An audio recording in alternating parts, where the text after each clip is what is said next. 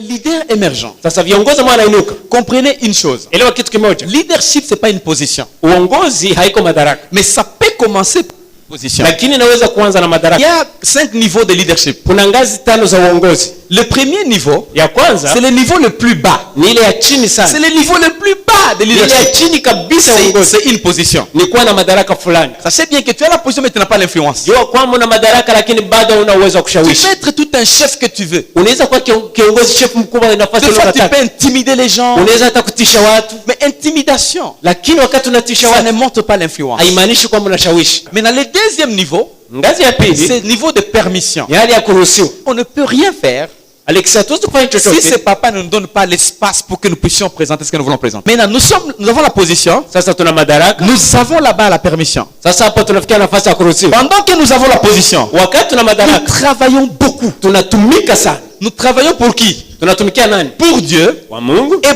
pour les gens qui nous ont mis en place. na watu ambao wametuweka kwa madaraka hiyo. Maintenant, quand tu es leader émergent, Sasa kama ni kiongozi ambaye anainuka respecté, avec un cœur d'amour, na moyo wa c'est upendo, là où tu reçois. hapo ndio C'est là unapokea. où il y aura un transfert. Ni hapo kutakuwa kupata ile ambayo Dieu inatoka va kwa faire kiongozi. descendre des choses en toi. Mungu atashusha vitu kwako. Nous montons en influence, Tunainuka ni katika kushawishi watu, pas en position. hapana katika Parce madaraka. que la position, Sababu madaraka c'est la partie la plus basse de ni leadership. nafasi ya chini sana kwa Et uongozi. quand vous montez, Na wakati unainuka, vous montez dans l'influence. unainuka katika kushawishi. Quand vous arrivez au troisième niveau, Na wakati unafikia kwa kiwango cha là c'est tatu, dans les cœurs des gens. hapo sasa ni katika roho za C'est watu, dans les cœurs des gens. ni katika roho za Ce watu, n'est pas en position. haiko kwa madaraka. Il faut travailler pour ce que le Seigneur t'a appelé. Inabidi kutumika kwa ile Mungu amekuitia. Tu peux avoir le diplôme, Unaweza kuwa na mais diploma tu n'as pas l'appel. lakini hauna Tu wito. peux avoir le diplôme, Unaweza kuwa na et tu n'as diploma pas l'onction. na hauna Tu upako. peux avoir le diplôme, Unaweza kuwa na et tu diploma n'as pas le charisme pour faire ce que Dieu t'a appelé à faire. na huna ile uwezo wa kufanya ile ambayo Mungu Ce amekutia. qui est important, Ile muhimu, travailler sous ces leaders-là. tumika chini ya hao Et viongozi grandis.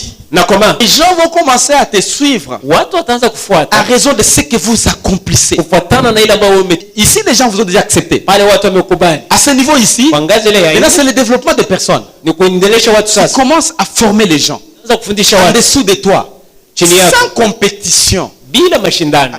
Donc, premier niveau, c'est position. Hicho. Ngazi ya kwanza ni Deuxième madaraka, niveau, c'est permission. ya pili ni kuruhusiwa na Troisième watu, niveau, c'est production. nyingine ni kuleta matunda, Quatrième niveau, c'est développement des personnes. watu kufundishwa kwa. Et cinquième niveau, c'est le sommet. Na tano sasa ni kwa kichwa. Là où on commence à vous respecter, Nafasi wanaanza kuheshimu, pas parce que vous faites des choses, si kwa sababu unafanya vitu, parce que vous avez déjà fait beaucoup de choses. sababu umekwisha kufanya vitu vingi. Là où il y a la vision, Nafasi kuna maono, il y a un bon leadership. kuna uongozi mzuri.